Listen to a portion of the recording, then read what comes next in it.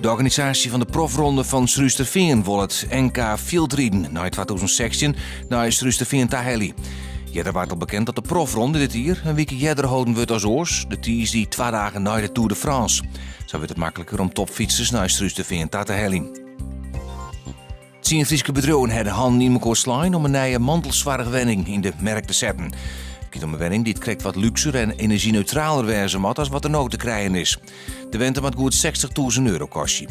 Een mantelzwaargewenning mag soms kwart zonder vergunning gebouwd worden bij een in de tuin die het mantelzwaarg verleent. Een dik pak sneeuw het vermogen van flink wat ongelukken zwaar in Drachten en omkrieten. Een vrachtwagencombinatie rekken op een lidzwaai bij de Rottervallen in de Sleert. 2 vrachtwagen die erachter rieden kwamen in de berm te stilstaan.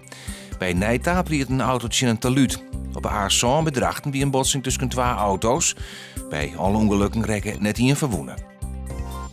Joen en vannacht een sneeuwbui, verder klaart het op en vriest het een graad als 5 met geen klaart worden.